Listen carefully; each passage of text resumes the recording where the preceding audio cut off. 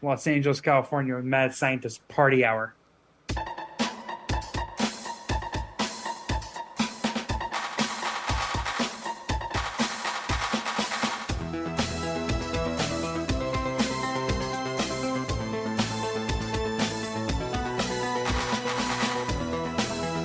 Oh, hello there, friends! Welcome back to another episode of Mad Scientist Party Hour. My name is Kevin Kraft, joined once again by a man who has torn off his pants and undies and is currently spinning a basketball on the tip of his boner. That's Jeff Clark. So, I don't need my pants or undies to play basketball. And transmitting to us from a one-man convention celebrating He-Man and booger eating, the bearded butt burglar known as Shuddy Boy. Yo, brap, brap. Man, my voice might be a little funky today. I don't know what's going on. Strong intro. I've been fighting something off, and I could have sworn it was COVID, but I beat a couple of those tests, so I know I'm chilling. But my voice is fucking fried. This morning I sounded like a female contestant on one of those reality dating shows. Oh my god.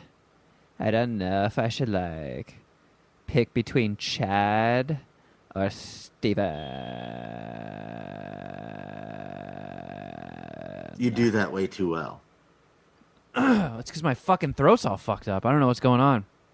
You should do a whole podcast like that. Got mad cum loogies in my throat.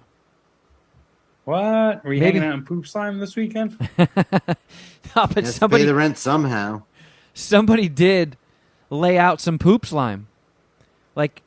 In that tandem parking space. It was actually when I was leaving. I think it was when I was leaving to go do stand-up. Someone shot a big puddle of diarrhea on the ground. And it was Wish you luck.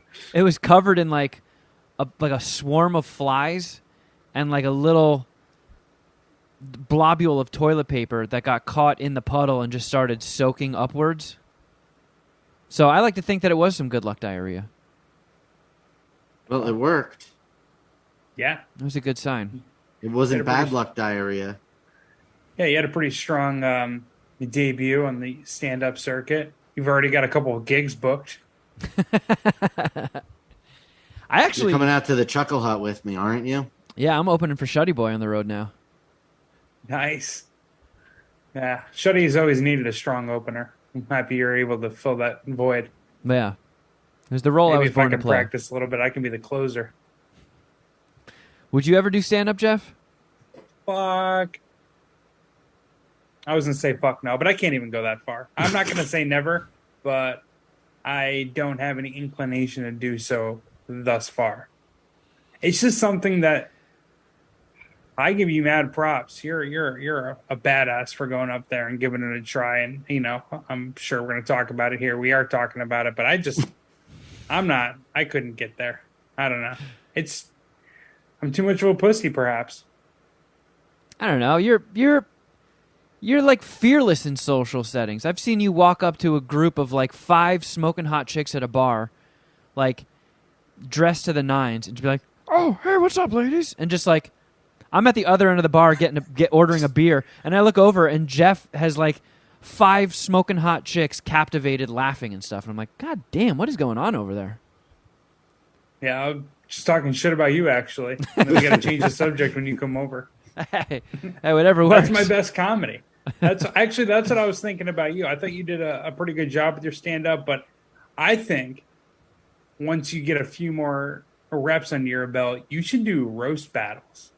Because the funniest version of you, there's a lot of funny versions of you, but the funniest version of you is making fun of me and Shuddy. So if you just channel that energy to someone else that you're standing in front of, do a little 8 Mile freestyle battle, but comedy. That's all. I He think just you'd kill wanted it. to somehow loop 8 Mile into this. Yeah, for real. I actually did not have that in my head before I started Jeff talking. has been thinking for a week almost of how to connect the dots from your stand-up to 8 Mile. Well, dude, it was kind of 8 Miley for me. I was in the back barfing. Did you have spaghetti on your shirt? I didn't barf, but I felt like it. I actually had a fear shit locked and loaded. The whole week before doing stand-up, I was I talked about it on the show. I was pooping a lot, like lots and lots of poop, and waiting in the hallway for my turn to go up, it hit me hard, and like I didn't eat either because I was like full when I left the house, and I completely like spaced that I didn't even eat dinner. So I'm like terrified, shaking, sweating, full poop, locked and loaded, and starting to get the hunger shakes. And I'm like, this is probably the absolute worst setting for my first time doing stand-up. Like, every part of my body is going wrong right now. It's the worst place to take a shit. I feel like oh my God, yeah. A dive bar, just a dive bar is literally the worst place to poop. I actually took a shit once in Down the Hatch in New York City. Remember that place right next to Shisha? I don't think I've ever been underneath. in there. You've been to Down the Hatch. You know what I'm talking about. You know Shisha, the smoke shop Yeah, on of course. Jean Street? Yeah, I bought tons of pieces there. Right across the street from Sheephead Lamb or whatever. You never been in the bar Down the Hatch? Nah. Ah, my God, I thought we've talked about this. Anyways, it's a dive bar. They're fucking amazing chicken wings, awesome spot to watch watch sports. Not a good place to take a shit, but I was just like, the wings ran through me, and I had to go. Oh, no. Actually, all this poop talk is really giving me some bubble guts right now. I might have to fucking hop off this Zoom call and take a poopy. Human fecal matter. I think dive bar outside of porta potty is most obviously the worst place to take a public shit. The public bathrooms at the beach, not great. Not great either. Wouldn't recommend it. Yeah, those are pretty horrible. But I've had to take a shit on a run along the beach before, and I've stopped in there, and that was not fun either. But I would still say my Down the Hatch dive bar poop is probably a career low light for me. Would you rather just shit your pants or crap in that toilet? No, I'll shit in the toilet. Only you. That was what I was. Only you crap your pants would own for you is the only. Hold on, sorry. No, it's perfect. Crapping your pants, in my opinion, is not an option. Yeah, the only person in this trio that crapping your pants is an option for is always you. Yeah, it's always you. Maybe I'd crap your pants, Kevin, but I certainly wouldn't crap my own pants. It's never my decision. It's my fucking my ass. No, it's your decision not to poop. It is your decision to not go poop until your body doesn't give you a choice. I feel like he just likes danger. I feel like close to the sun. I'm the boss. My ass should be listening to me. Since when did my fucking ass get promoted? Kevin, your body can only hold so much. Ah, come on. I know what I'm Since doing when here. have you thought you've had complete control over your ass? What have you ever thought that you've been the master of your world? Like, I mean, what has ever let you believe that to be true? I never thought it to be true. I just feel like it should be true. It's kind of bullshit. I'm the boss. Listen to me, suck. ass. We can continue this conversation, but I'm dying to open this Hostess Ding Dong flavored iced coffee. Oh, That's what I thought you had, actually. I thought it was an iced coffee from Hostess. Don't they have Twinkie flavored as well, or am I? They do, yes. Okay, so I saw that. I just prefer I like the taste of Ding Dongs better. There's no good way to say that, but yes, you are correct. Yeah, I have to agree with him. There's no. I prefer the. No, go ahead. Can we get a moment of silence? There's no good way to say that Ding Dongs are the better of the two snacks. All right, now give me a moment while I put this Ding Dong in my Twinkies, mouth. But yeah, Ding Dongs. Twinkies just got a better brand name than Ding Dong. I love me a fucking Ding Dong. Write it down. I bet you only do. Fair. I bet you fucking do. Shuddy, you sloppy bitch.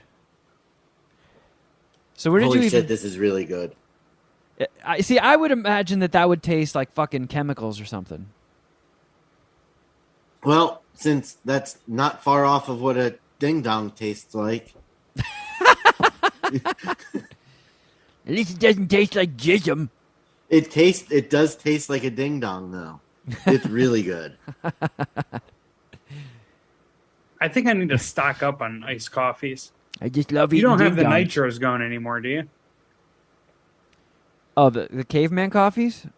Yeah, that's you've been out of No. that for a while, huh? Yeah. Yeah, they're gone. Like, It's a pre-pandemic snack, huh? yeah. Yeah, and they all expired. I had a bunch of them, but they expired, so I had to just, like, dump them all out. Bummer. Yeah. What would you grade that Ding Dong iced latte, though? I think I like it better than all of the Starbucks iced lattes that you can buy at the grocery store. All right. Are they cheaper? Is that one cheaper? It was $2.88 at Walmart. I feel like the Starbucks are always like $4. Probably. I don't buy them frequently. I bought it specifically because it was Ding Dong. Oh yeah, I think. And I had to seen go them at get dog Target. food, and I needed coffee because I ate a cookie, and it's dragging me down a little bit. There were a lot of factors in play that led me to this, but I'm How many- glad. Quick question, because I was thinking about ramping up my coffee usage. How much coffee do you guys drink a day? Because I'm drinking 2 cups in the morning, and then that's it. And I have a real, like, I'm really dragging ass towards the middle of the day. And I just thought it was like always weird for someone to drink more than like 3 cups of coffee a day. But I don't think I can function anymore without it. On a normal day, I only drink 1 cup of coffee in the morning. Oh, shit. See, now I'm starting to like really, because I just have to do more. Like, I need to produce more in a day, more gambling content, more podcast content. You know, I'm a lot busier with my job, and with sports coming up, I'm gonna be like gambling more and watching more sports. I'm thinking about, like, I have to like change my diet. I have to dumb down my diet, like take less, like, I don't know, eat less bullshit essentially. Because Yeah, I you think need to that eat gets me better. tired. That's Yeah. going to be your. You need to start drinking juices, like cold pressed green juices. Can I taste your juice? Yeah, You you know, can. I just gotta. You gotta. Like the juices Kevin drinks that, and you call him a pussy for. Yeah. Those Do I kinds. call you a pussy for the juices? I don't like the. I don't like. You call me a going to pussy the for fucking everything. Eat salad. You know, yeah, that's fair. I do. And you act like a pussy about a bunch of things. I think the overeating of vegetables is really pisses me off. I actually would prefer to do a juice. That way, I know that I'm getting all my nutrients in, and I can just bang it out real quick. This guy that I always see at the gym recommended Trader Joe's green juice with pineapple juice, because the pineapple juice obviously makes it more tolerable. So I was thinking about going that route. But I'm sure people don't really come here to fucking hear about my dietary bullshit. Kevin, let's talk about your stand-up. How about this? Before we talk about your set, it's just me. Was there like 3 kind of cute girls that went up there and tried stand-up? Oh Right? yeah. I think I was the only first timer there. Nobody there was trying stand up. They were all comics. I would say they were all trying, Kevin. Especially the ladies. And it was adorable. I want to pinch her cheeks. Women doing comedy. Fucking hilarious. Am I right, fellas? Nope. Jeez. You're on your own All there, right, Jeff. Come on, guys. You can't even laugh. At least hit a button. I was just kidding. All right. Kidding. I actually thought a couple of them were pretty good.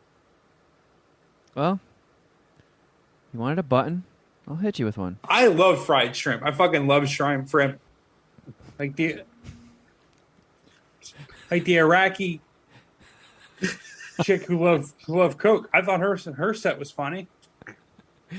Honestly, I didn't hear much of anything. I was in the back, trembling like a fucking dog in a Sarah McLachlan music video. I was shitting myself, and Ellis is just laughing hysterically at me. And Dustin was back there trying to like pump me up, and I couldn't hear anything that anybody was saying. Like Yeah, you were in like in a green room. You had like your own fucking green room. what are you talking about? I was in a hallway next to the shitter. I know, but it felt like your guys' own little private spot. I felt like when I was walking by to go to the bathroom, I was interrupting. So I'm like, oh, No, guys, I'm you I'm weren't. just passing through. Because honestly, I had no idea what was going on. Like, my involvement and like any sort of information that I was given was minimal. I was just like, hey, there's this big stand-up gig coming up. I'd like to get a few sets in before it takes place. Is it cool if I go on one of the bills some Tuesday night? And he was like, yeah, how about this Tuesday? And I was like, sure, cool. And then it was just like radio silence. And I was like, so is it chill if I only do like 10 minutes? And then he just wrote back 7 minutes. And I was like, all right. Gotta trim some shit out of here. And like, no secret that I have one of the world's worst memories, and memorizing shit for me has always been a challenge. So when I had my set written out, I just went over it word for word. Like every time I'm driving on the way to Ellis's, home from Ellis's, every time I'm in the car, anytime I have a free minute, I'm just going through it over and over so I know it forwards and backwards. And like I knew which punchlines segued into the next bit. And then when I had to take a whole bunch of shit out, I had to completely relearn it because all the cues were off. And so it kind of threw me for a loop. And that was like a day or two before the show. So I get there at like 7:45 because the show started at 8. And I just got DM'd the flyer to put up like on my social media and stuff. And it was me, Ellis, and 2 other people. So I'm thinking to myself, wow, this is going to be a really short show if it's 4 people and I'm doing 7 minutes. And when I got there, I learned that the bill was fucking massive. They just break it up into 4s on the flyers so people can put it up on their Instagrams and stuff. So nobody was telling me anything. I didn't know when I was going up. And then Ellis was like, look, what would be easier for you if I go before you or after you? And I was like, dude, I've never done this before. I have no idea what's going to be easier. Like, I'm happy you're here. That's making things easier. And the fact that you're going up is making it easier. But, like, I don't know what works better for my interest. Did he go before or after you? Me. He was like, you know what, I'll go after. That way, if you shit your pants, I have material and I can just go up and make fun of you. And I was like, all right, deal. That sounds fair. So he goes up to the booker or whoever I guess was hosting and was like, hey, Kevin's never done this before. When is he going up? Or he was like, when are we going up? And he was like, maybe towards the end. And Ellis was like, oh, come on, man. It's his first time. Can you get him up a little sooner than that? And then I go on after him. And he was like, sure. And yeah, we didn't go up until 9:40, like the end of the night. So I was just sitting back there, just shitting myself because the guy was like, hey, before you go up, I'll let you know. Like when a comic is up, I'll let you know when you're going up next. So it's just like, this could come at any time. And when he came up to me and was like, hey, you're up next, you're after this person, the temperature immediately rose 20 degrees. I burst into sweat. I'm using my shirt to wipe sweat off my head. And then 2 seconds later, my forehead's already drenched. And I was just like, oh, no, this is not good. This is not good. And I'm trying to just go over my set in my head again. And from what I've always heard, the Dime Bar shows are always kind of empty. Like, the only people that are there are the other comics. And once somebody goes up, they just go home. So the audience just dwindles. And there was a good crowd, Jeff and Cheech were there. Brandano was there. Boognish and his lady and their friend. Saw, like, some other Ellis fam / Puminati. And then I guess some of the cute girls that went up, they brought some of their friends. So it was packed. Like, every seat was taken. Everybody was standing up by the bar. And I heard some of the other comics being like, wow, this is a really good crowd. This is, like, one of the best crowds we've ever seen here. So now I'm like, in my own head over that. I'm like, oh, no. Now more people than usual are going to see me eat shit. Well, you know why that is, Kevin? That's because you're a draw. I'm a star, baby. I'm a star. You did legit bring people there. Backing up to that, though, it honestly pisses me off that people left beforehand. Like, I think that's fucking whack. And no one really cared, so I guess that's just kind of was expected. But wait, like, are you talking about at the Dime Bar or any comedy show in general? I guess I would mean any comedy show in general. I meant specifically the Dime Bar in this case, though. Because, I mean, I feel like if you're a regular at the Comedy Store, once you do your set, most of the times you just bounce. No, but I'm saying, like, yeah, all right, fair enough. I don't feel like a comedian at the Dime Bar should be, like, bouncing in before before the comics behind them go up. Like, I don't know. I feel like you're kind of all in it together, right? It's like one of your first shows. I mean, no one that's doing stand up is that experienced there. Like, they should be going. They should be like supporting their fellow stand ups. Is my opinion. Am I wrong? The way I don't you're know, looking man. at me. I don't fucking know. I've done stand up once in my whole life. I don't know the ins and outs. I don't know the faux pas. I even texted Dustin because there's a bar right near here, and I saw they had a flyer up for a stand up night. And I looked up the host and found her on Instagram, and I was like, I don't know, this is fucking 2 blocks from me. Should I try and hit this girl up and be like, hey, if you ever need a comic, I'm like a 3-minute walk. Love to be on the bill sometime. But I was like, oh shit, are you supposed to do that? Is that like some weird faux pas? Am I going to be Carlos Mencia out of the industry after my first set? But then Stepping on someone's toes. I texted Dustin. I'm like, is this lame? Am I not supposed to do this? He's like, dude, no, do it. Like, you should try to get stage time anytime you can. So yeah, fucking slide into DMs. Try to get on shows. Hustle. Yeah, So- that was my impression of how comedians book gigs early on.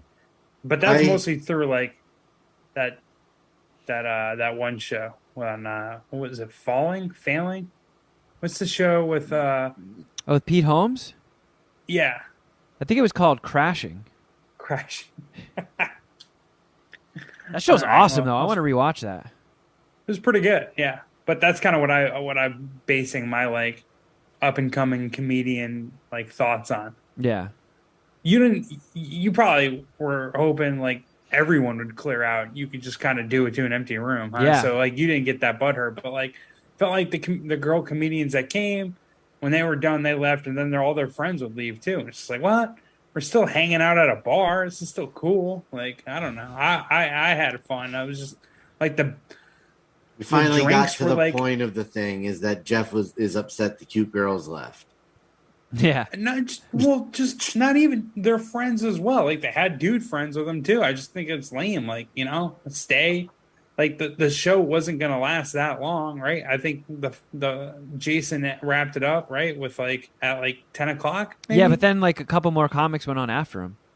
So Jason went after me, and then I think there were 2 more comics, and one guy was a headliner, and I think the show was only supposed to go from 8 to 10, and it went to like 10, 20, 10, 25. But like, yeah, I maintain my position. The only thing I was like worried about was spacing out and forgetting my shit, or pulling a fried shrimp and mixing my words up.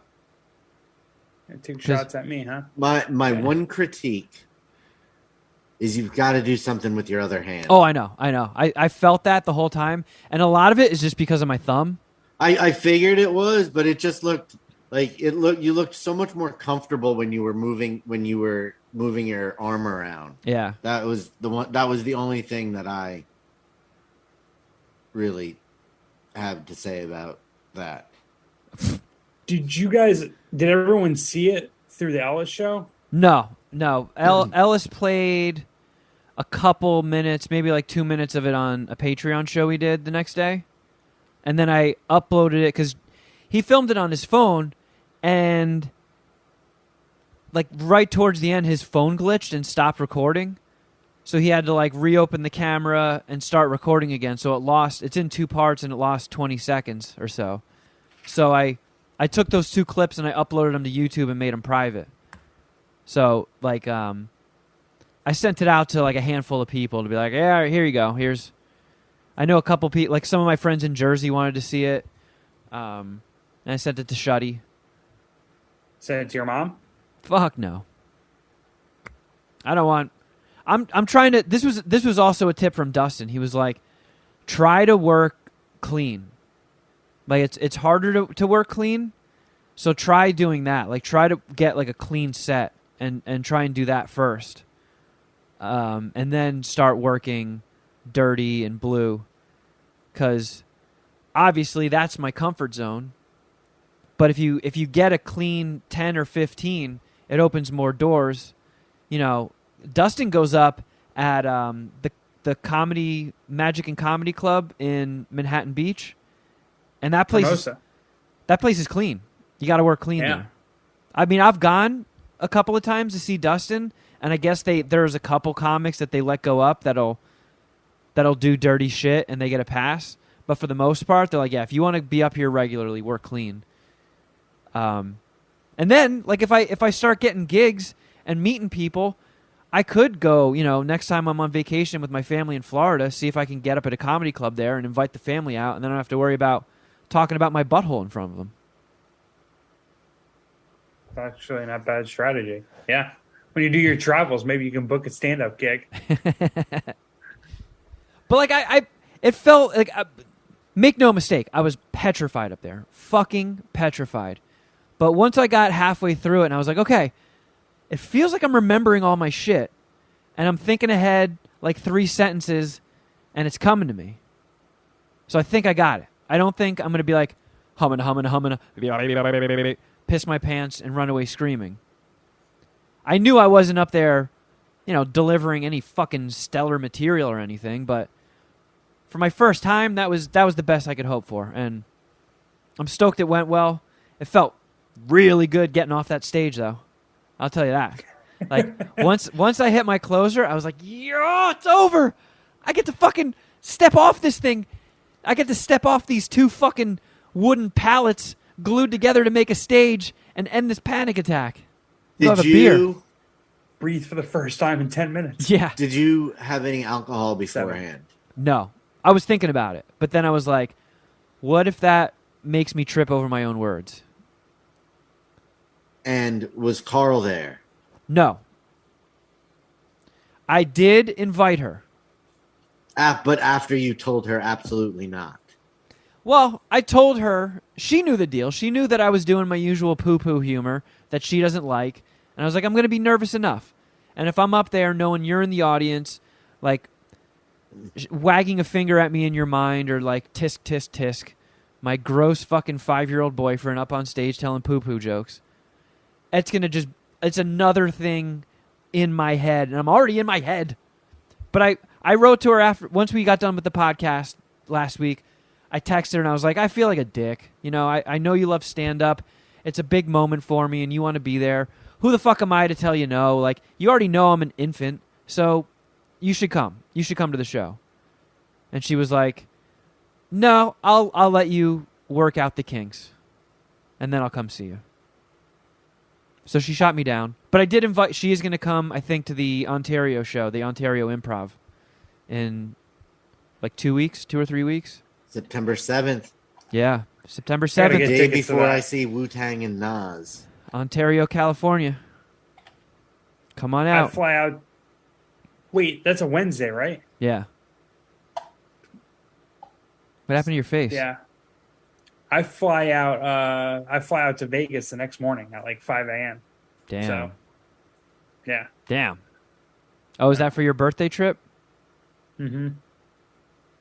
Football season starts the next day. I got to go place my big bet, circa, chill, do the Vegas thing. I can't wait. Looking forward to it. What day is your Obviously, actual I'll birthday report again? back.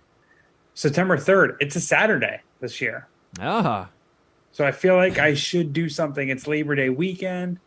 I might just like have people over my place in Long Beach and we'll go out and drink in Long Beach. Obviously, I'll keep you and Carl informed on that stuff. But Okay. yeah, September 3rd. I know her birthday is coming up next week, right? The Yeah. Sunday? Or is it next Monday, right? Monday, yeah. So you guys are still chill with switching recording days that week, right? Yeah. And Fuck yeah. That pause really started to make me sweat. Would work. No, we can. That's this weekend coming up, isn't it? Yeah. This Sunday. I'm just the time frame I was getting confused. That's why I paused. This week, yes, we're good. Okay. I'm not pushing Damn. off my stance, or I'm not leaving my stance of I don't think those comedians should have left early. I thought that was whack.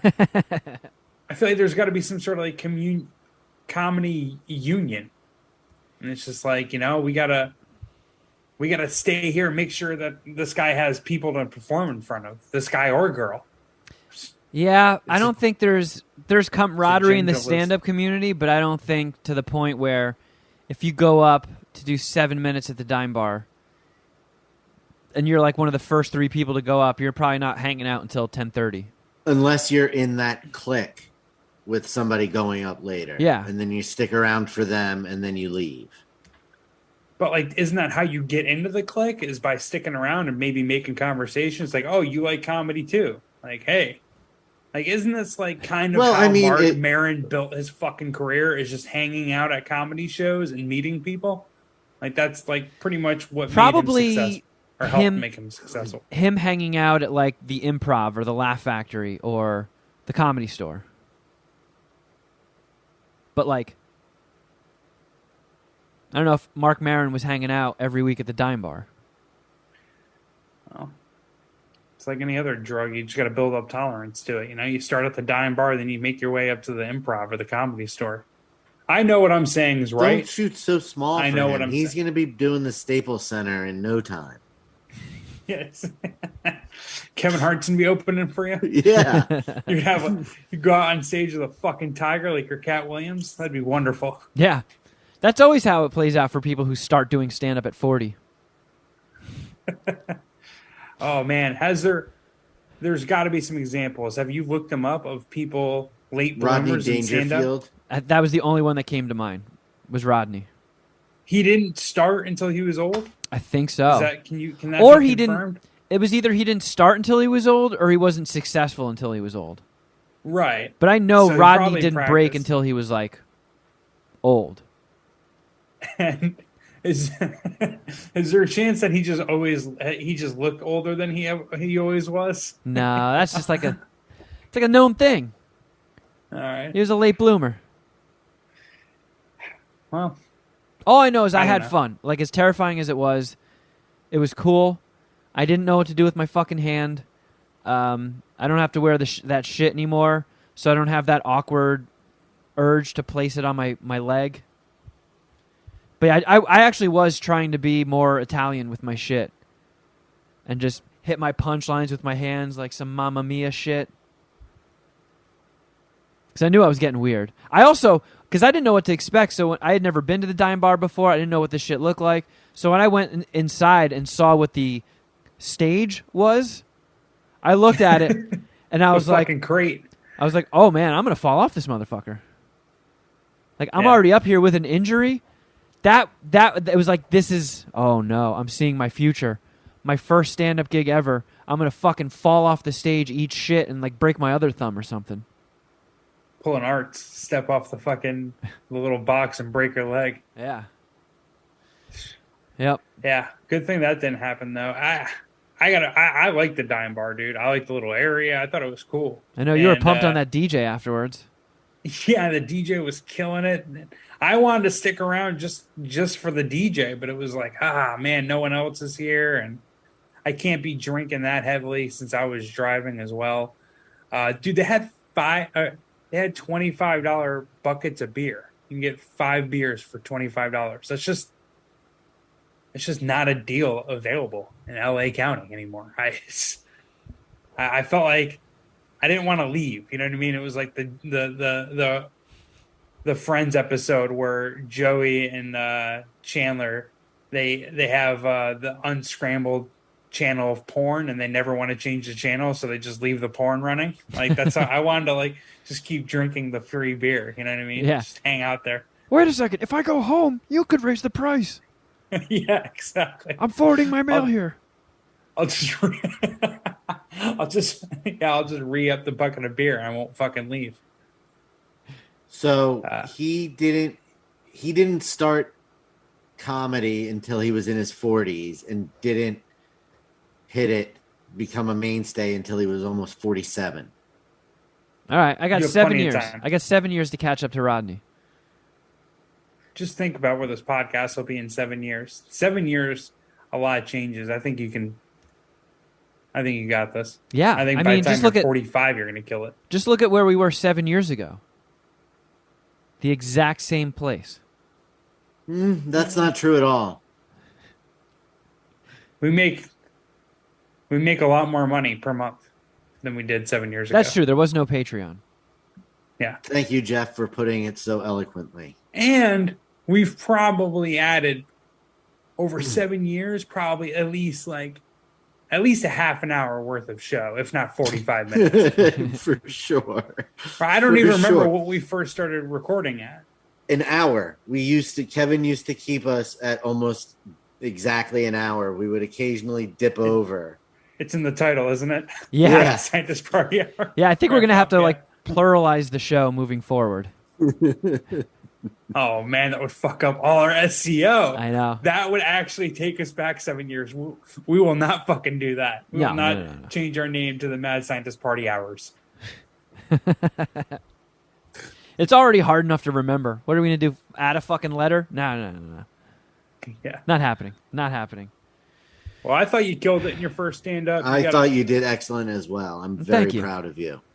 You had me laughing. You got a sick foundation to build on, and you said you have 5 more minutes, right? You cut down from 10 to 7, but I thought you were even having problems cutting down to 10 initially. So I did, yeah. And then cutting down to 7 was tough. And it looking over the set, it was what do I cut? I don't want to cut this part because it has that joke that I really like. And I was like, well, got to cut something. So there's some stuff that I'm going to be able to put in for the Ontario show because I think I'm going to do 10 there. So I already know which shit I'm putting back in, but on Dustin's advice, I have been working on more clean stuff. I got some concepts that I'm trying to flush out. Maybe I can ease off on some of the F-bombs and make some of that stuff a little bit cleaner. But now I feel like I'm being really annoying to Carl because now I'm just trapped in that mindset of all right, I need bits, I need material. What can I make fun of? What's a new angle on something? And since she's the person who spends the most time around me, I'm constantly like, what's the deal with that thing over there? And she's just like, oh, why did you get into this? Why did you get into stand-up? Why was I supportive of this? Well, if you get her laughing, I feel like that's at least a step in the right direction. Yeah, she could be a tough customer. Oh, yeah. The comparison of your butthole to Daffy Duck after an exploding cigar had Jason laughing very hard. I haven't watched back through it. He laughed a lot, but that one got him real good. All right, I'll take it. So I just got a DM from the comic that I hit up, and they were like, send me your demo. What? Uh-oh. I got to get a demo. Well, if that would have been what you sent to me if there wasn't that 20-second gap. I know. But a demo isn't just you. I had here's my demo. It's like, wait, this is just your whole set at a dive bar. Yeah. Every time I've done stand-up thousands of times and my phone always dies. I don't know what to tell you. It's so weird. Fucking LA, man. So wait, this is you DM someone to be on an open mic? It's not an open mic. Oh, it's not. Okay. So No. It's a paid gig. I don't think I would get paid. Fair enough. I don't know. All I've just from hearing, from the outside looking in and knowing people that do stand-up, paid gigs are hard to come by. Yeah. So, I don't know. We'll see. We I'm pretty trying. much do a paid gig every week, you know? I did get invited to do Dusty's show on Mondays, but MSPH Mondays.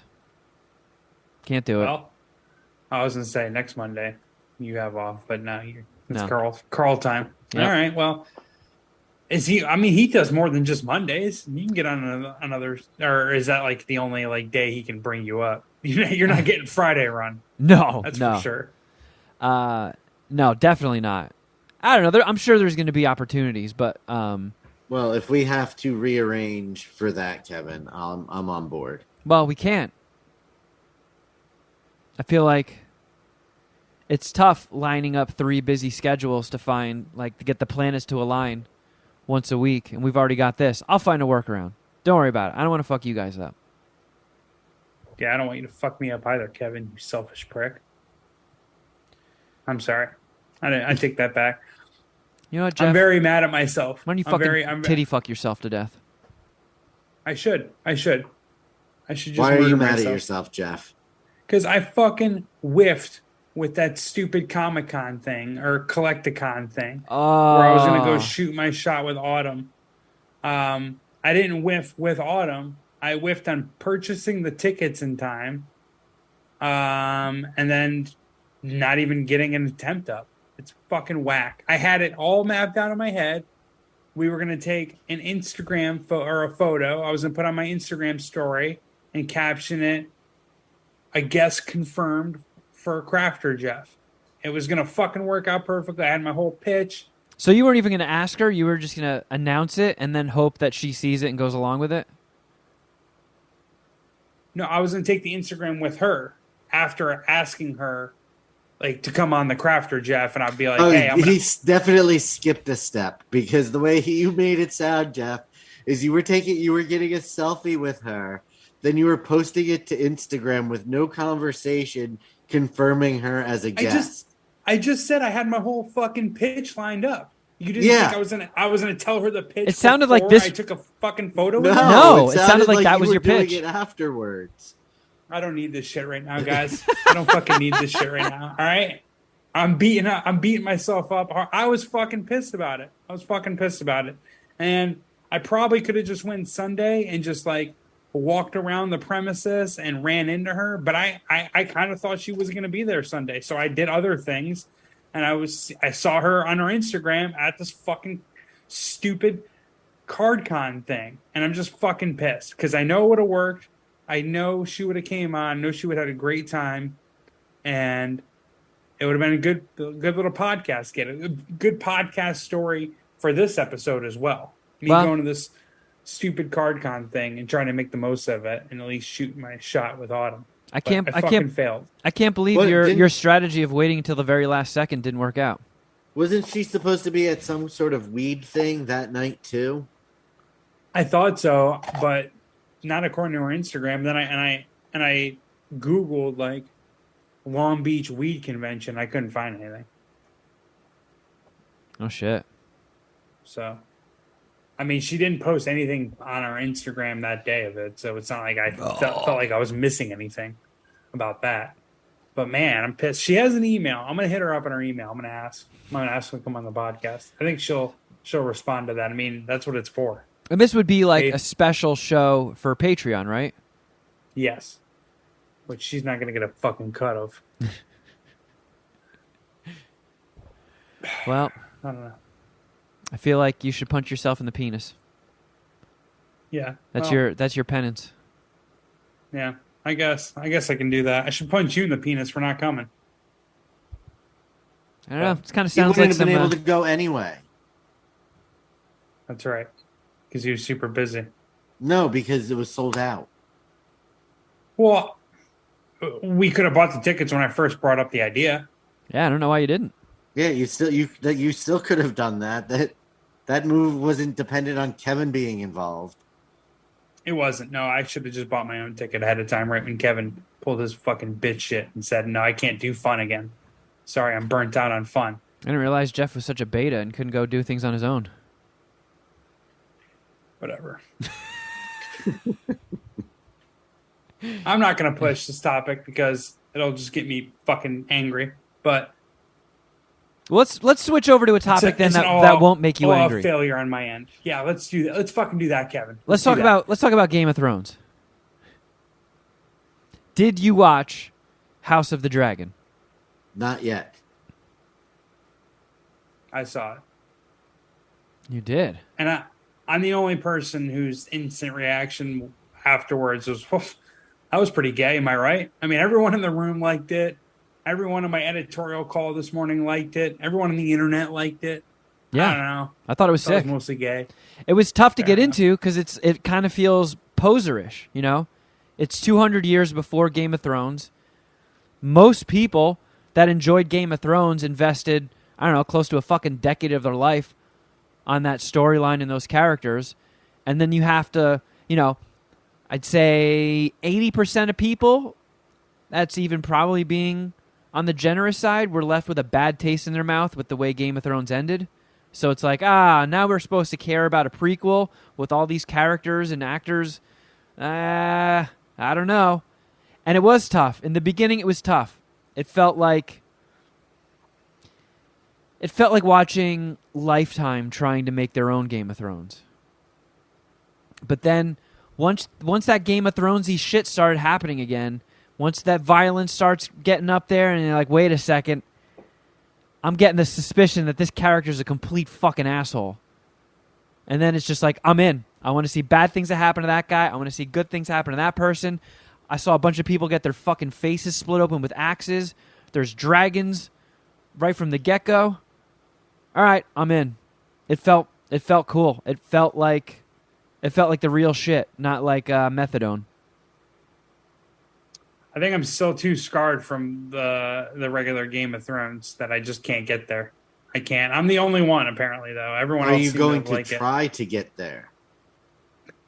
Perhaps. I mean, I love HBO programming, scripted shows. Like, their scripted shows more than anyone else. Like, it's consistent part of, like, my life consuming their content. But, like, also, like, the scheduling behind it is just fucking perfect. Like, it is a perfect, like, change up from all day watching football. It's just like, all right, cool. I'm going to end it with some violence and some boobies, hopefully. But then again, I don't know, like, your reaction to getting brought back into the Game of Thrones world, I just had an opposite reaction. I was like, oh man, they're gonna string me along again for fucking 10 years and end it with some weak ass bullshit. And I'm gonna be mad at myself for falling for it. I can't be mad at the show creators or George R.R. Martin next time. It's me. It's like what George Bush said. Fool me once, shame on me. Fool me twice. Strike don't 5. Fool me again. I tried it and hit it like he did, but I think I put my own little retarded spin on it, so it works. Trick me with the Iron Throne once. Shame on. Shame. You know what I'm talking about, right? Shame on Jon Snow. Fool me twice. You got... I got fooled twice. Can't fool me again. Yeah, I don't know. I thought there was some cool shit. There were lots of boobies, and I think I saw a butthole. I think I saw an anus. There's like an orgy scene, and somebody is getting ridden like reverse cowgirl, and I think somebody grabbed ass, pulled it open, and you see some butthole before it cuts away real quick. Some Predator? Yeah. If only there would have been some way for you to verify this. Well, Carl was there, and I couldn't be like, what did I just miss? And be like, hold on, I want to see if that was a butthole. What did you do all day today? I ran around trying to find shipping materials for some stuff we started doing on Patreon last week. MSPH Patreon? Yeah. Oh, yeah. Yeah, not my fucking OnlyFans. I mean, you have a couple Patreon accounts going. Yeah. I got access to one. I knew what you meant. I knew what you were referring to specifically. Yeah. Well, I'm glad you're here, Shuddy. Shit. Yeah, I'm just along for the ride. Just lost as well. I'm not gonna lie. I'm really hungry. Well, you got some pizza on your shirt. I do. It's true. It was weird seeing actors that I'm familiar with in Game of Thrones. Like, I feel like the biggest names in the OG Game of Thrones were Lena Headey, because I'd seen her in a bunch of stuff before, and obviously Sean Bean for the first season. But like outside of that, most of those actors I wasn't all that familiar with. Sean Bean and the guy who played Robert Baratheon for me. Oh, I didn't even know that guy. He was Fred Flintstone in Viva Rock Vegas. Oh my God, Shuddy. Nice, dude. What a nice. pull. That would get you so Yeah. many points on Doug Loves Movies. Honestly, that's a hell of a movie trivia poll. Good job, buddy. But like this one's got people. All I know is Sean Bean. This one's got Matt Smith, who was Doctor Who and has since been in a ton of shit. The guy who's the king was in Hot Fuzz. He was one of the cops with the mustache. Okay. Well, yeah, I don't know. Hot Fuzz actually kicked ass. I That like one movie. I don't know that I'd be able to pick out. What was the first? Oh, Matt Smith I would recognize. I don't know that I would be able to pick that guy out. I don't think I've seen Hot Fuzz as much as you have. Yeah, I've only seen it like once or twice. I remember really liking it, but I definitely couldn't pick anyone out from that. I knew no one. And then Reese Ifans. I think that's how you say his name. He's been in a bunch of stuff. He was the Lizard in the Andrew Garfield Spider-Man. He was in The Replacements with Keanu Reeves. He was the kicker that smoked. Yes. Yeah. And Replacements. Oh, okay. Yes. Yeah. Yeah. Oh, that guy's cool. Yeah, he's like he's got like a little bit of a Littlefinger vibe going. He's the hand of the king. And then who else? There's other people I'm thinking of too, but it's weird seeing like recognizable people in that world, cuz when they started doing that shit in Game of Thrones, like that fucking cameo from that boiled salami, what's that fucking chode's Ed name? Sheeran. Ed Sheeran. Ugh. That fucking ginger queef. Did that piss you off at the time? Because Yeah. I didn't even realize that. It was so unnecessary. It was literally just like, oh, I see what happened here. He loves Game of Thrones, and he called his agents and like begged them to give him a cameo. And it's like, come on, dude, you ruined the real world. Now you have to ruin Westeros too. Yeah, I only know that one song because my buddy played it at his wedding, and I thought it was fine. It was a good wedding song. Yeah. I do not have as strong of opinion on Ed Sheeran. I don't think it's like a big deal that he made a cameo. Like he didn't. I don't remember. Help me out. He didn't say any lines, right? I think he was singing. He reminded me of that guy. You know when you're at a party and everybody's having fun, and then that chode shows up with an acoustic guitar and like tries to sing soft songs to like lure the chicks away. He tries to be like a Pied Piper. It's like, dude, get the fuck out of here. No one wants to hear your corny shit. No one wants to hear you fucking cover Candlebox. Fuck off. I would. Far Behind's an awesome song. It makes me think about my entire life when I hear it. I would love to hear that acoustically. I would be one of those chicks up there. Like, whoa, this guy's talented. Am I right, fellas? Oh, take my Ladies? panties, Ed Sheeran. Oh. Lay your fucking ginger nuts on my man. face. I can't believe it was such a strong opinion on Ed Sheeran. I didn't even know this fucking guy was in the show. Look, I feel like his existence has made the world worse. We're all worse off because Ed Sheeran exists on this planet. He's What kind is of your ugly. problem with Ed Sheeran that it's so I guess it's just because so deep? my girlfriend's into pop music, and when I'm in her car, I have to listen to pop music, and his songs sometimes come on. Okay, And you just Yeah, I'll be like, you know what? If you need me, I'm going to climb out the window, and I'll be on the roof for the rest of this drive. so here just don't let her drive anymore. You're gonna dump Carl over Ed Sheeran. It's me or Sheeran. God damn it. You can only have one pasty, doughy man in your life, and it's me. Do you make her listen to death metal in your car? Is Yes! that why? Because it's real music. You literally have no leg to stand on. I I feel know. for you. It must That's be a why- tough battle. That's why I don't say anything. When we're in Just her channel car, it. her music goes. When Ed Sheeran comes on, I just ball up my fists, and my lips disappear, and and then something else comes on. And it's usually Man. Drake. Toy. I feel like this needs some therapy here, some counsel, some couples Mine counseling. has been almost exclusively 90s hip hop lately. Oh. Can't hate on that. I'm really pumped for this Wu-Tang Nas show. Yeah, it's gonna be awesome. I've been listening to a lot of Future and 21 Savage lately. Just solid Americans. 21 Savage actually immigrated from England.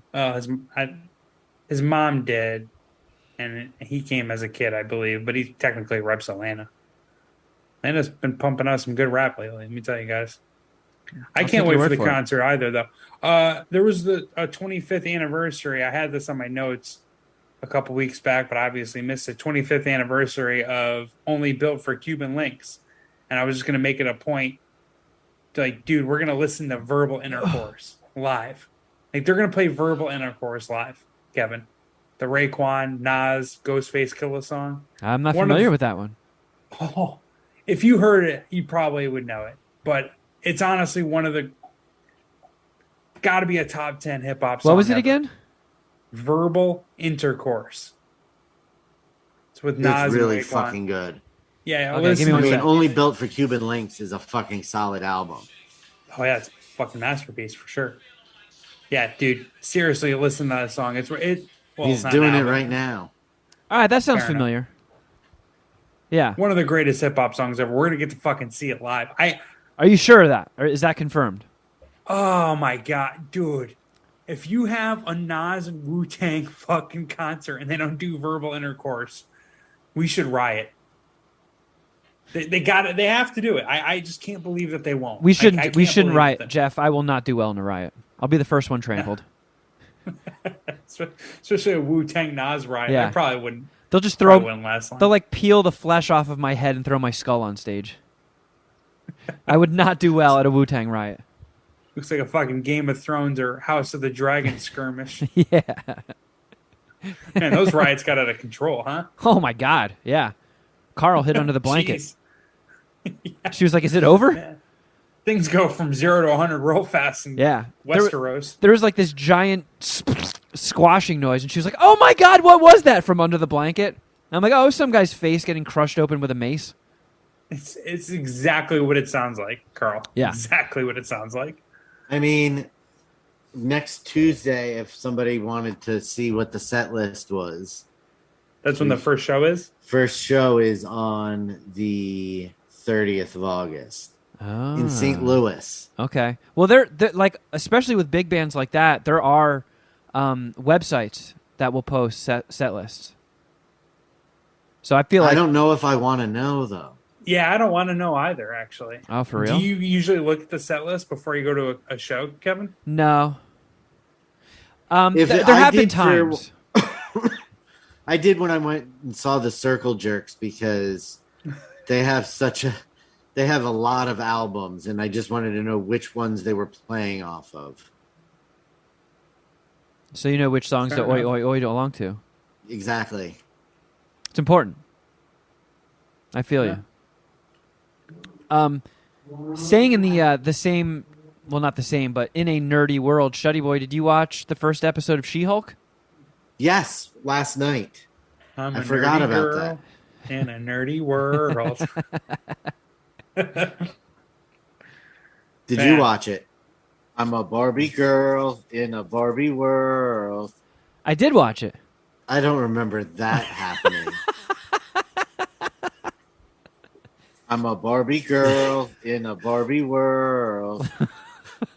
Life in plastic. It's fantastic.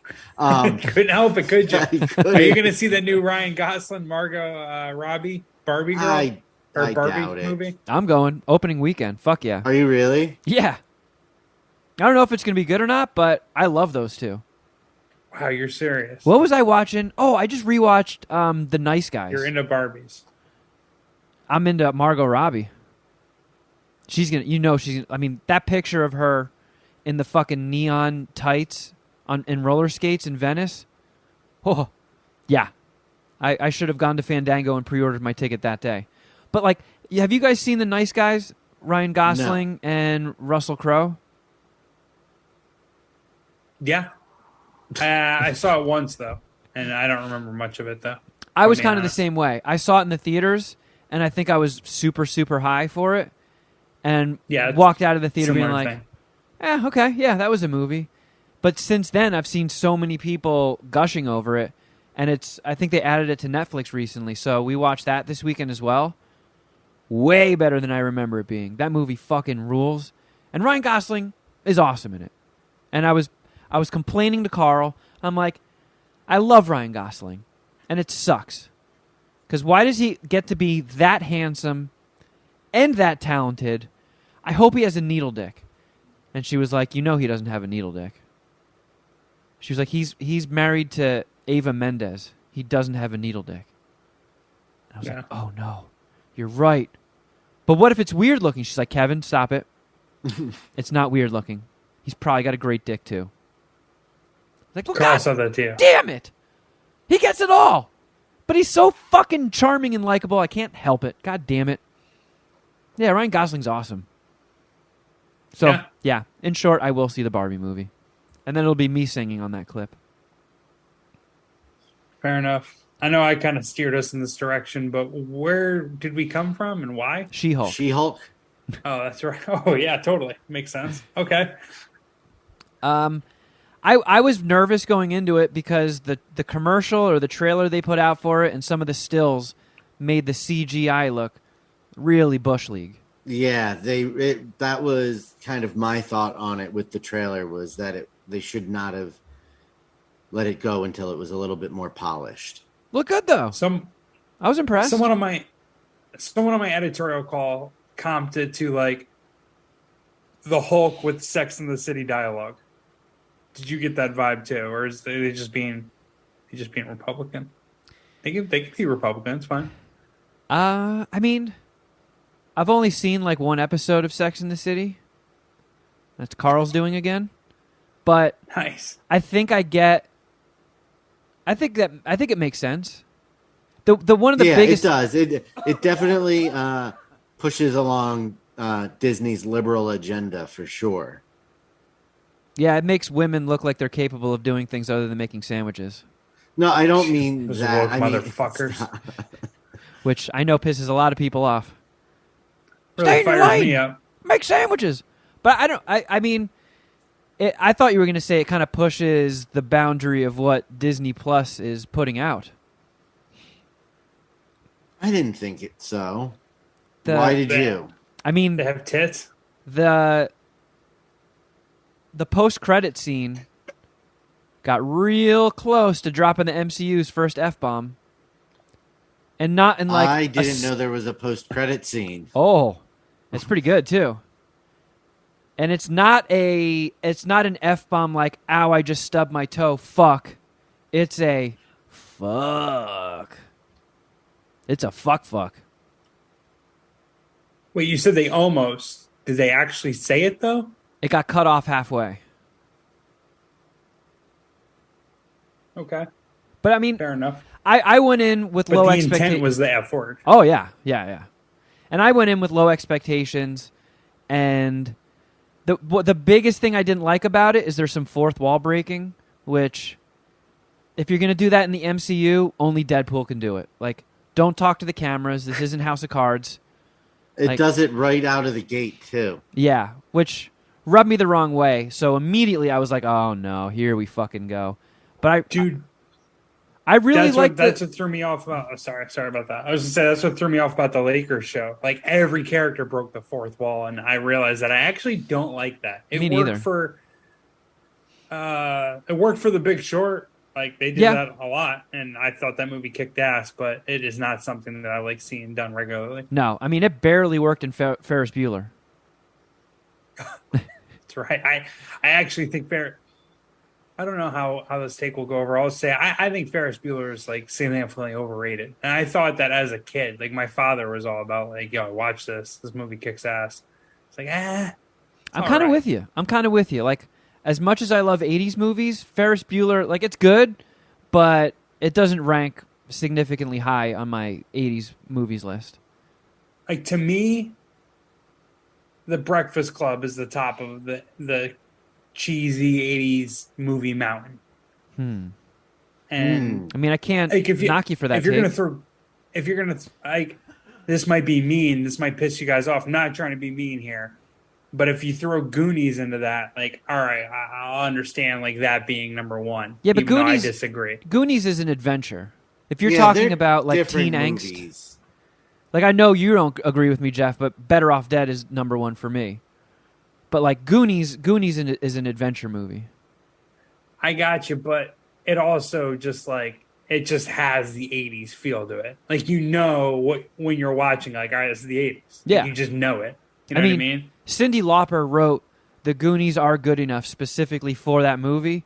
Could be the best song written specifically for a movie in history. "The Goonies Are Good Enough" by Cyndi Lauper. Fucking slaps. Slaps. Want me to give you a better one right now? You're gonna go to Top Gun. No, he's going Judgment Night. No, I'm going fucking Aerosmith. Oh.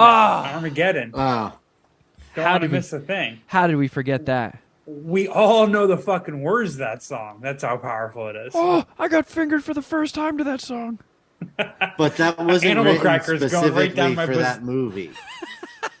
What's up? That wasn't specifically written for that movie. It was. It absolutely was. It The whole absolutely music was. Yes, it was. The Someone's music getting- video It was on an Aerosmith album. I'm getting the whole buttons ready. album- Someone has to verify it. Wait, no. We need wait, Uncle Google. I might be getting myself confused. I'm sorry, Jeff. You are correct. You've just been jeffed. Fucking pussy. No, my buddy bought the fucking. It was the last like cassette tape I've ever seen purchased. I was thinking of the music videos with Liv Tyler and Alicia Silverstone. Oh, for Was that crazy? crying? Crying, that's what it was. Or maybe I don't know. One of those two though. Yeah. I know one what of you're them. talking about. Yeah, did I remember? Anyways. I mean, we're going off on mad tangents today, but like in that music video, the one we're all thinking of, I don't know if we got the title right or not, but she gets her belly button pierced, right, in an act of rebellion, and then jumps off a bridge, and then it looks like she's killing herself, but she actually had a rope tied around, so she's just dangling, giving the finger.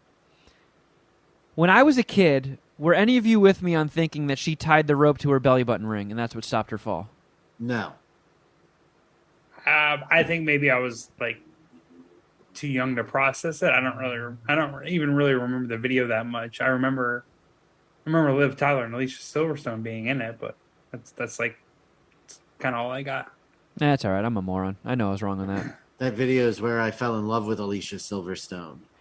Alicia Silverstone's one of my original childhood crushes. Mine started with Tiffany Amber Thiessen in Saved by the Bell. I think mine technically started with Alicia Silverstone, and then That would make Jennifer sense Lewis. with the age difference. Yeah, Jennifer Love Hewitt completely replaced her. Just knocked her right off my crush mountain. When I was a 5-year-old, I used to have dreams about Cyndi Lauper and Madonna. That's cool. I had a dream Who- when I was 5 that I slept with them, but not had sex. I was laying in a bed with Madonna on one side, Cyndi Lauper on the other, and just thinking, yeah. And that was my whole dream. It's a pretty sweet dream, though. Give me that. Would you take Liv Tyler or Alicia Silverstone if Carl gave you a hall pass? I mean, A time machine hall pass, so you're going back into the primes. oh, Alicia Silverstone, come on. Okay, well, I mean, Liv she looks good. She's hot. Yeah, but Maybe, like, she wasn't in Clueless. What am I? Yeah, I but don't she know, was what- in Empire Records. Yeah. In that she looked sweater good. and that plaid skirt. Oh, And one of my homies is like very into only into brunette. So maybe you have like one of those things going. No, Where when you I got, was like, young, a preference in the hair color. I was big into blondes when I was young. But I grew up in the 80s. That was like everywhere. Like front and center in the 80s was fucking just blondes plastered everywhere. Yeah, blonde, big hair. But then in the 90s, in walks fucking Kathy Ireland. Boing. My room growing up was plastered with nothing but posters from fucking Hot Topic and Spencer Gifts of Nirvana and Kathy Ireland. I remember I had a Sports Illustrated swimsuit edition that had her in it, and I cut out the modeled pictures and I hung them up in my room And my father came in and said, "Don't be whacking your dick to this shit." "You don't live in a locker room. Take those down." Oh, And he made me pull them off the wall. that's a good line, but man, that sucks you had to do that. My mom was like a real tight ass, and for some reason, she was cool with me having like Kathy Ireland's tits and ass all over my room. Like, I seriously had every Kathy Ireland poster that came out.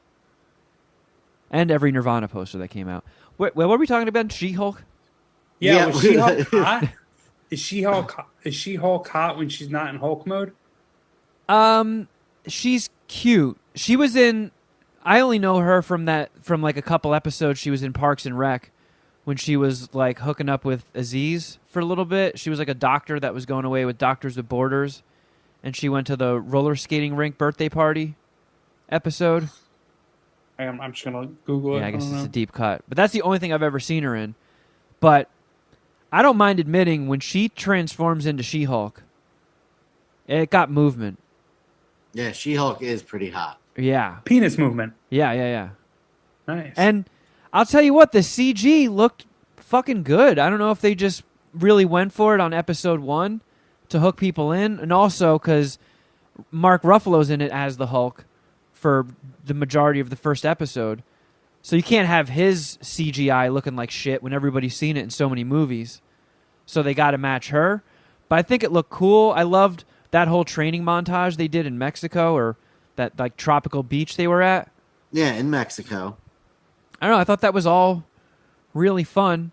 And then it snaps back at the end to her having a court case. And that, is her name Jamila Jamil? Yep, from The Good Place. Yeah. She plays Titania.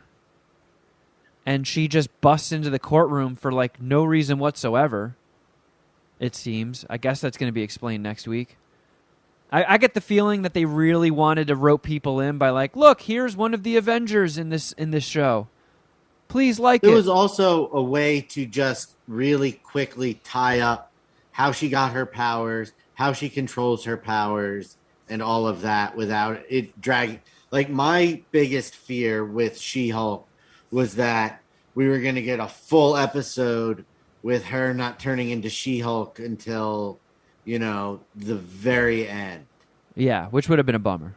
That was what I was afraid. That's what I was expecting. So when it happens 45 seconds into the show, it already set itself on a much better pace than I was expecting. So I think the way they did it was clever, and the quickest way to get us from her being non-super powered to being able to change in and out of She-Hulk form at will. Yeah. And then just crowbarring in a villain from the She-Hulk comics at the end with very little explanation as to why. She did look really fucking silly. Yeah. There was nothing intimidating or worrisome about her.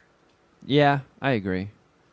But I don't know. I thought that was a strong first episode. I think it looks cool. I want to check it out. I also like it that, this is just what I'm gathering from the commercial, but in the comics, She-Hulk, she, enjoys spending time in the Bone Zone. She kind of likes to just have a few cocktails after work and just hook up with some dude at the bar. Go to Pound Town. Yeah. And in the trailer, they show her carrying some, like, big muscle-bound dude that she met at a bar. And it's like, all right, I like that they're staying true to that element of She-Hulk. Yeah. I enjoyed it. I'm looking forward to the next episode. Yeah, I'm in. Do you guys have You guys have Paramount Plus, right? Yeah. I do really watch Beavis and Butt every week. think. Oh yeah, that you should watch Players Show or movie? show. Ugh. It's a half-hour show. It's ridiculously. Maybe I shouldn't suggest it to you. You might hate it now that I'm about to put it into words. But it's a mockumentary done by the people who did American Vandal, about a League of Legends team. Oh. That kind of is in between what me and Kevin are into, right? It's really fucking funny. All and right. it's awkward, and I definitely recommend it. Can either one of you guys speak to this? And maybe you already have. I think you guys already have. So I don't sound like a real asshole. But have you guys seen The Bear? Have you heard about this show, I've The Bear? watched The Bear. I've heard Is it about it. good? Okay, so Because I heard it's really good, but I don't know. Sharon bailed on it after episode 2 or 3 because she was getting frustrated with it. There are a few things that irked me about the show. The two main characters refer to each other as cousin all the time. Like that's how like they talk Like to each other. cuz? No, cousin. Okay. Instead of Like saying don't bro. do that, cousin. What's up, cousin? Are they Cousin, cousins? stop it. That kind of thing. Are they Cousin, actually please. related? That's a good question by Kevin. They are cousins in so much as they grew up together and were like close family friends. You know, Kind of like we're cousins. Yeah. Like podcast cousins. yeah. I And, gotcha. and it's What up, not cuz? it's not that their relationship isn't actually cousin, that it's just constant. That's how they almost never refer to each other by name. It's just always cousin. And it's pretty fucking slow. But I really enjoyed it because it you know, a lot of it, each episode basically takes place on a different day in the restaurant. So it's not, it's one, you know, one shift at the restaurant. So there's not a lot of actual story movement through each episode, but then all of it pays off in the final episode. So I'm going to say it is definitely worth watching, but you're going to have to tough it out for like the first 3 or 4 episodes until they start. Like it's all build up into the explanation, because basically the plot of the show is this kid's family owns a sandwich shop in Chicago. Older brother takes it over after the parents die, doesn't let him work in the restaurant. Kid goes to culinary school and becomes this hotshot fucking chef working in Michelin star restaurants.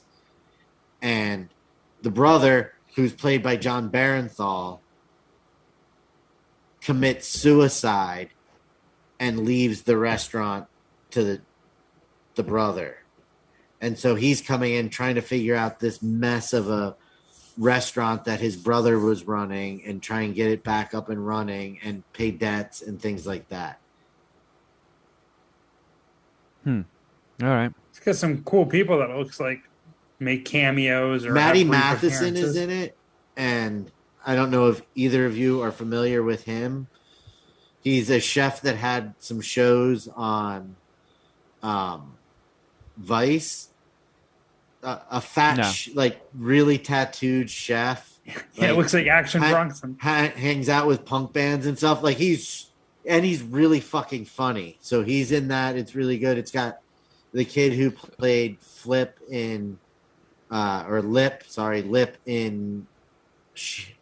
the fuck? William H. Macy. Shameless. That's it. Shameless. Never even seen it, but I just, you know. It's really good. There's some rapper in it, I think. All right. I'm looking at the cast now. Did you guys watch any movies this past week?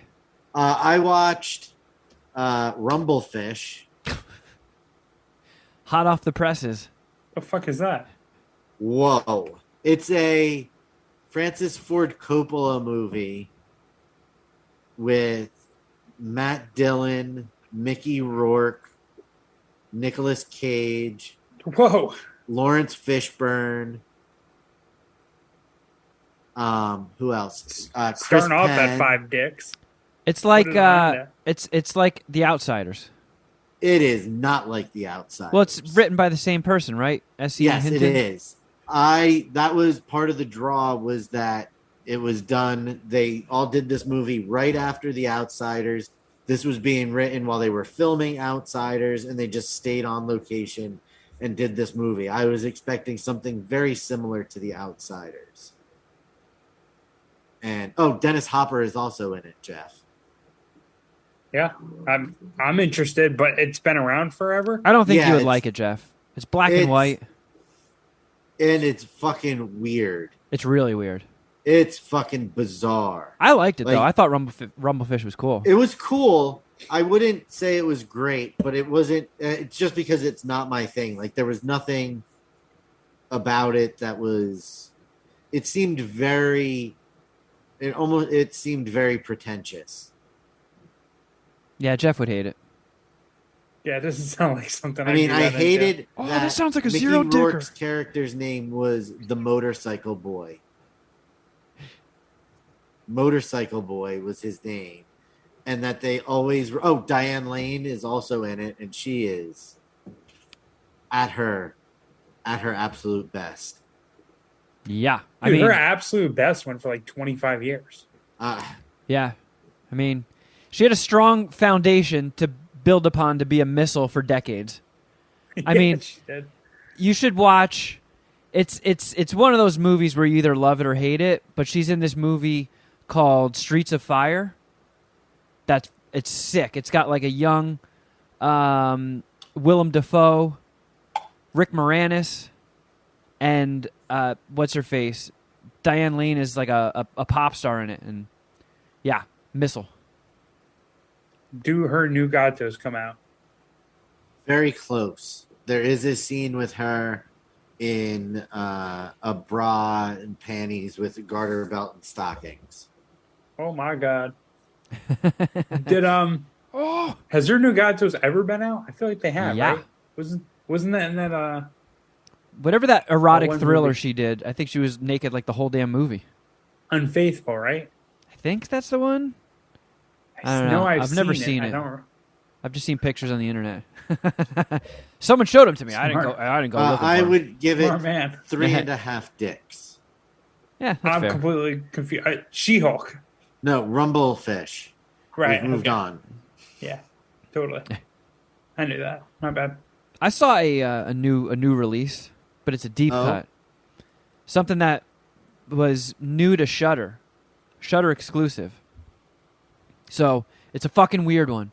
It's called Glorious, and it's a movie about a guy who wakes up trapped inside of a rest stop bathroom, and there's 2 stalls. One of them's open, and it has a glory hole. And on the other side of it, in that booth, is an ancient cosmic god voiced by J.K. Simmons. So I'm guessing that the title Glorious is referring to the glory hole. But it's Feels right. a quick, like, 80-minute movie, very minimal cast, clearly didn't have the hugest budget, but still has a few cool special effects here and there. And it's basically J.K. Simmons as a cosmic god trying to get this guy to do something for him that will save all life in the universe. And it's fucking... And all he has to do is stick his dick in the glory hole. Well, only one way to find out. But it was interesting. It was like, I feel like the guy... Shuddy, you watched True Blood, right? Yes. The lead guy was somebody in True Blood. I never watched it, but I looked him up. I'm like, who is this dude? Was it Joe Manganiello? No. I know who that guy is. But this dude, he's like a blonde guy. Eric Northman? Maybe? No. I know who he was the brother. Okay. He yeah, was that the guy. idiot cop. So I feel like they maybe could have gotten a stronger lead. Somebody like a little bit more charismatic. It was right on the border. But it definitely seemed low budget. Some of the people seemed a little Wish.com actory. But for what it pulled off, for such a weird fucking concept, it was... You guys hear that thunder? That was thunder? That was thunder. Oh my God, Shuddy, we might lose you. That sounded angry. All of the dogs have just jumped up from where they were sleeping. Oh, they are not chill with thunder. But I don't know, if you have a Shudder subscription, I'd say put it on. It's not the greatest thing in the world, but it was unique. and definitely had some funny moments, and then has some pretty cool, trippy special effects that I enjoyed. But overall, it was objectively like a 3-dicker. But I don't know. Every now and then you got to dust off that Shudder account if you have one, and we're entering the season that shall not be named, and I'm going to be using the spooky season. Nope, didn't mean that. Pumpkin spice latte season. It is. Yes, Duncan he's right. released it last Wednesday. Oh my goodness. So yeah, we're in spooky season already. I have a feeling next week for the YouTube viewers, there's a very strong chance that my background is decorated for Halloween again. I've already been getting into it. How did you decorate it last year? I don't remember. I start early. I usually start towards the end of August, if not first week of September. That you put up again? I just put up like some cobwebs and Halloween-themed lights, and I get some pumpkins, and I have my decorations that I keep in like a little closet that I put out for Halloween every year. It was you and Carl's first spooky season together, correct? Last year, yeah. Yeah. Was she as pumped about it as you? No, but she likes horror movies. movies. To help you decorate? Oh no, fuck no. She thinks I'm a complete kook. Okay. She thinks it's super dorky that I get super into Halloween and decorate for it. But we watched fucking Event Horizon on that fucking 4K disc copy. It looked magnificent, except for those shitty 1997 CGI bits. Those were pretty bad, but everything else, god damn, that movie is magnificent. Loved it. Yeah, dude. So is that technically start spooky season, or what's the first movie that you're going to count as like the start of your Halloween movie watching season? I guess Glorious was the first, like, I'm looking at my Letterboxd diary. It's the first official one. So we're off. No, I started a little early. I watched some horror movies towards the beginning of August. And then I watched some like really shitty 80s horror movies. Watched this goofy, terrible movie, Hard Rock Zombies, on Shudder. But yeah, I'm about to kick it into high gear. I got some shit lined up. I got a playlist. Jeff, did you watch anything?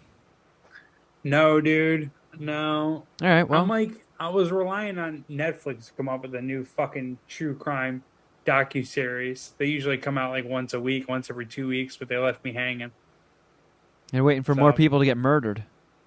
Yeah, I mean, I feel in like interesting ways. I think enough people get murdered. Just come up with something, guys. Has anybody made a movie yet where two women that are true crime junkies start a true crime podcast, and it sputters and struggles to go anywhere, so they start murdering people and using their skills of true crime to get away with it, and then report on their own crimes? Because dibs. Yeah, no, you got that one. Story by Kevin Kevin, Kraft. are you going to be a stand-up comic, or are you going to be a screenwriter? All of it! I'm fucking old as shit. You've got to focus on one lane. I'm old as shit. I want it all. I'm doing everything. You can't.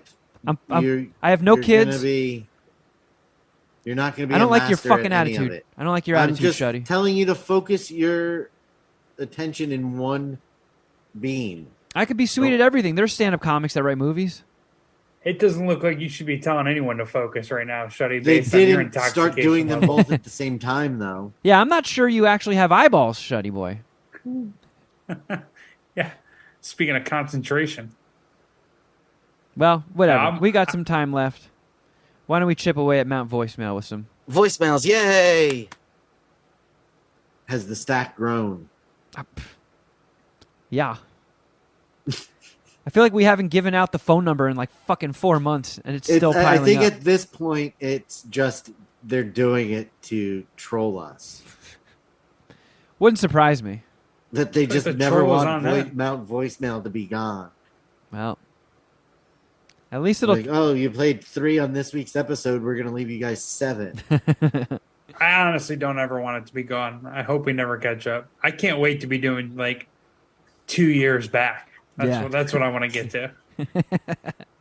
Well, this one is from June 13th. Nah. Mad Scientist Party Hour. This is Brian from Houston.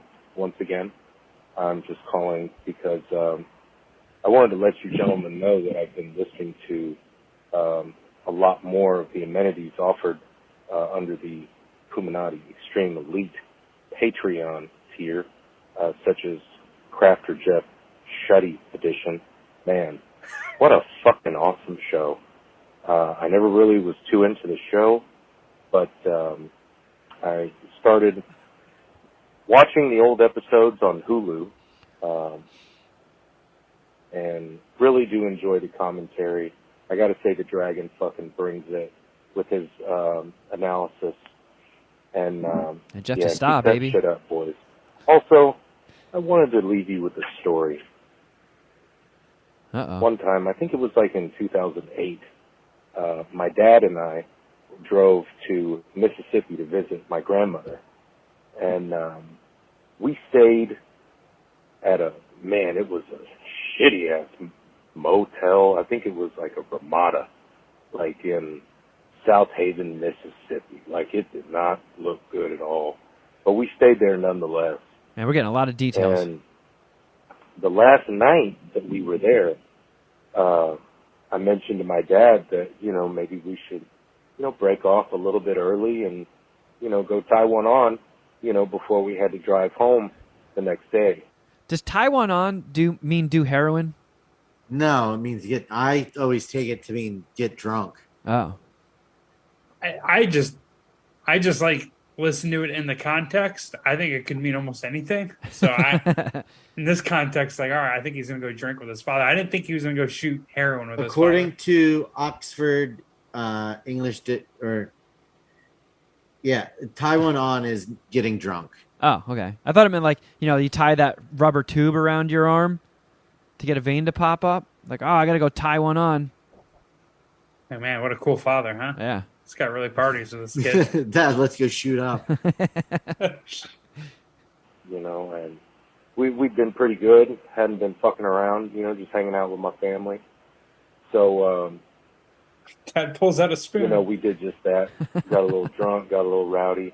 I got rowdy. He just didn't really. But anyway, the next morning, I wake up and I'm in a way, and I'm hungry.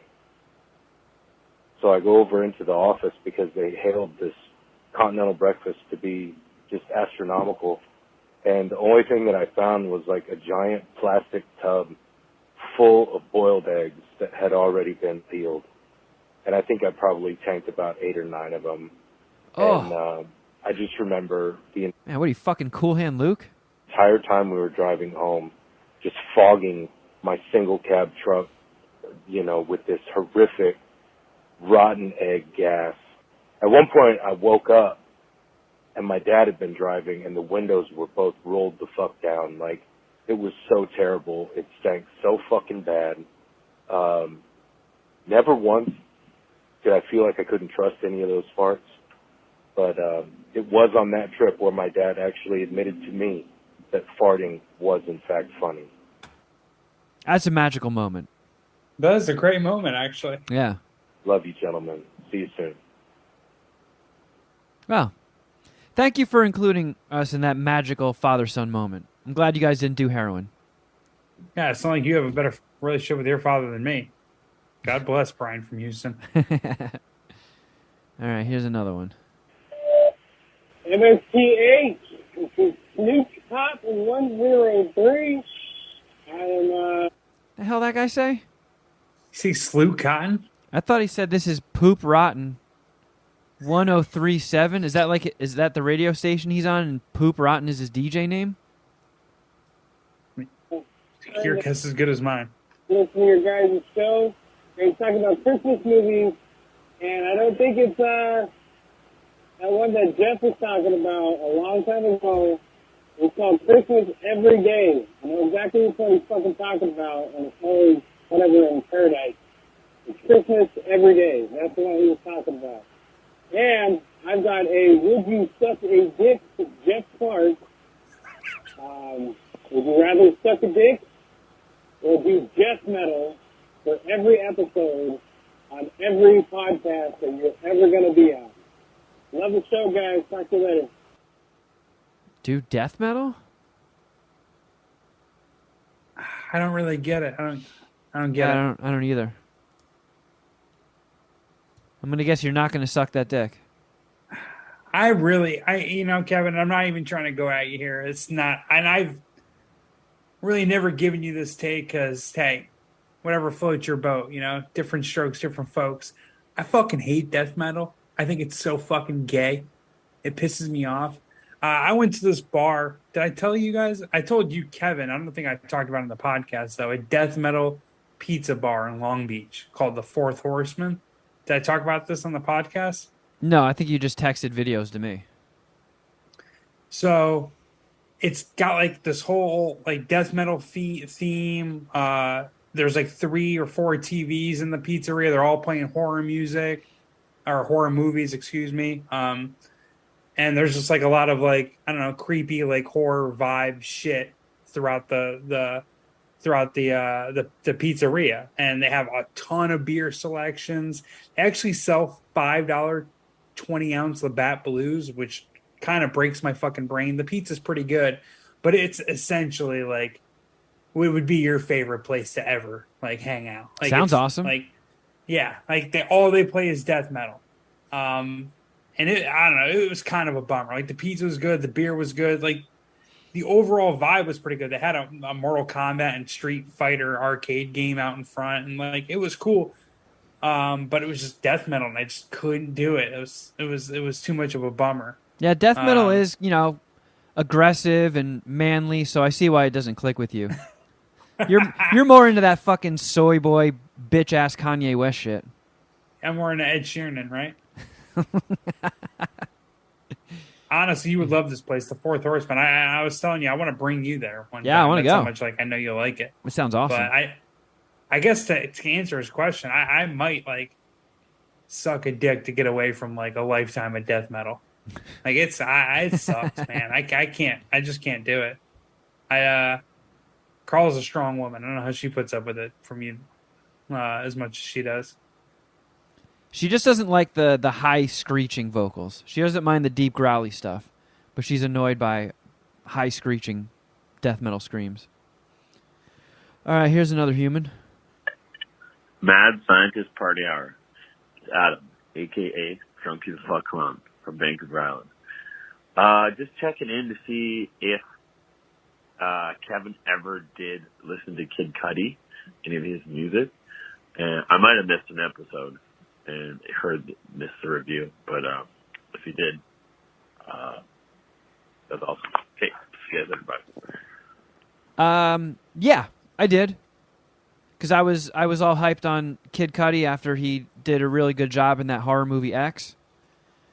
So I think, Jeff, you were saying like you should check out his music, right? Yeah. I mean, I don't listen to it that much, but I have a few friends that fuck with Kid Cudi. And Kid Cudi's not bad. Like his music's pretty good, but I definitely wanted your opinion on it. Yeah, I listened to it, and there were like a couple of songs where I was like, okay, I've heard this one. Like the Lonely Stoner, whatever that song's called. Mm-hmm. I've heard that a bunch of times, and one or two of his other ones. But yeah, I listened to like an album or two, and I was like, yeah, all right, that's fine. I'm not like super into it, but I'm mixing it into a playlist, really. Yeah, but like I don't know, it's fine. It's cool. It's better than 90% of the shit being pumped out these days anyway. So I don't know. Anytime I see Kid Cudi getting a win somewhere in the news in a headline, I'll secretly be like, fuck yeah, good for him. Wonder how much McDonald's is paying him. He's on their commercials. Oh, he is? All right. Yeah, fuck, good for him. They got deep pockets. I'm sure he's getting a nice fat payday off of that. Is he doing a meal? Is that what the deal is? I forget. I know it's not. I don't think he's doing like one of those J Balvin or like BTS meal things, but maybe. I don't know. I just remember he was like the face and entertainment behind like their recent marketing. Man, you campaign. guys should start doing some stand-up too, and we'll just have like this trifecta going of growing the word, and then MSPH can get big enough to where we get a McDonald's meal, and it's just a super. Cuddy and it's- McDonald's did a merch crossover. No, I did it again. no. What you were saying was way more important than Kevin's stupid point. Good job, Shuddy. All right, here. Let's go to the next voicemail. Great. Now Kevin's pissed. Hope you're happy, Shuddy. Can't give Shuddy any more fucking punchlines to murder. Hey, boys. I gotta say, that guy thing, TCU, probably saw that when I was early teen years, probably came out. I feel like that really affected me. I don't think I ever wore a band shirt to a concert ever after that. Just wanted to weigh in. Have a good one. I'm with you. It kind of got in my head too. Like I went to a metal show this past week. I went and saw At the Gates and Municipal Waste, and I was like, I can't wear either of their gear to the shirt. I just rolled in with a Power Trip shirt. And then I got wasted and spent like $150 on merch. Wait, did you see anyone wearing their shirt at the concert? Is there like a bit of an age gap with this? Like maybe younger people are wearing their shirts or... That is 100% true. Yeah, I'd say 80% of the people there were wearing Municipal Waste shirts, and they weren't even the headliner. And did you think they were all cheese? No. Like cheese dicks? No, not at all. It's just, ever since that got in my fucking head, and I've done it before, for sure. But like, I don't know. Like back in, like when Black Dahlia Murder was touring, and I'd go see them, like I couldn't put on a Black Dahlia Murder shirt. It's like, yeah, the fucking headliners, of course I'm here to see them. Of course I have like a closet full of their merch. But, I mean, you take that movie out of the equation, like, yeah, if we did a live show and people showed up wearing MSPH shirts, I'd be fucking pumped. Right. That's what's so weird about this take in the first place. I don't get it. I feel like Tool is the biggest offender of that guy. Like every time I go to a Tool concert, like everyone's wearing Tool shirt. Yeah, What? I thought That's Shuddy because they're all that guy. So is 80% of the Municipal Waste concert goers, apparently. No. According to Kevin, he was there. Just those idiots that are wasting their money on Tool. Whatever. We're not gonna do this again. Shuddy kicking the Tool hornet's nest. Just the lamest MSPH take there's ever been. All right. At least it's not Shried Frimp. Oh, you son of a bitch. You're really coming for my neck on that one. All right, let's play another voicemail so I can stop feeling bad about myself. Let's sneak one more in. Hey boys, Twisted Texas here. I know y'all are probably like 2 or 3 episodes behind on voicemails, no big deal. 2 or 3. Damn, Twisted, that is generous. We are up to June 23rd. I'm responding to the latest MSPH wrestling. I think Jeff is fully qualified to be the absolute champion. I mean, we all know Jeff's the best, so that just kind of happens. Also, I am very happy to be the Canadian cage champion. I mean, Texas is better than all of Canada. We all know that. And I do like Canada. But Texas is better. But, anyway, boys, love the show. Just want to throw my 2 dumbass cents in there. Supporting y'all. Everything's great. Love you, boys. Have a good one. We love you too, Twisted Texan. It sounded like you tied one off earlier. Did I use that right? Tied one on. Damn it. Uh-oh. I think a new the button fact that I for was you? close was an achievement. Oh, come on. I deserve it. Yeah, you can hit me with the shutty button. No, I'm joking. Yeah, all right, everybody. Thank we're you not for going to talk listening. about my MSPH wrestling record, which Twisted Texan grazed over. I'm 10-1-1. I'm sure we touched on it 2 months ago. June 23rd. Yeah. Well, I can't wait to get back out there in the next MSPH wrestling and prove my dominance once again. I think it's coming soon. I know Dom's not ready to announce it yet, but I got a sneaking suspicion next one's coming soon. I need a fucking ego boost. We gotta fire up some MSPH wrestling ASAP. What if you lose? I'll be butthurt for a while. It took me a while to shake off my first loss to Gorilla Jaw. Yeah. And only loss, for that matter. All right, well, thank you for listening, everybody. If you need more MSPH in your life, please check out our Patreon, patreon.com/Mad Scientist Party Hour. Helps us keep the lights on, and we keep some, premium fart content coming to you when you need it during the week. If you need a pick-me-up, you get more farts. Let's see, what else? If you want to watch some of these shenanigans, you can go to youtube.com/Mad Scientist Party Hour and subscribe and like and leave comments and all that stuff. And I don't know, heard some word on the street that does something. Helps us rise in the charts, the comedy podcast charts. Yeah. And also, now's not too late to join the Patreon and listen to Crafter Jeff. It's down to the final 10. Significant number. Yeah, big one. Top 10. Final 10. A top thing worth mentioning. The top 10. They chopped down half the contestants thus far in MasterChef. Final 10. If you want to follow us on Instagram, I'm at Kevin Kraft. At Shuddy Boy. At Jeffro Records. At MSPH Podcast. Did you just sniff your pits? He did on camera. I'm real stinky, and it's been fucking with me the whole show. I couldn't. Gassing Who else yourself would out? it be? Who else could it have been in that room?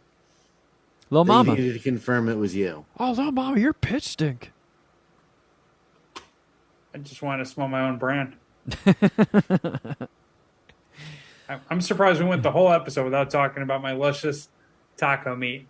It's been a comeback day, a comeback performance for my taco meat. Yeah, I mean, that thing is plunging like fucking J-Lo's green dress at the VMAs. I'm going to put cornrows in it later. That's iconic. I still want to get the next MSPH shirt just to be like an all-around graphic, and it just looks like you're Jeff from the neck down. Like a plunging V-neck with taco meat, but that's printed on a regular T-shirt. Wow. So it's like a regular cut? Yeah. But like you have like flesh here and then taco meat on the flesh? Yeah. That's not a bad idea. Someone could design that. Yeah. All right, everybody. We'll see you on Patreon land. But until next time, something.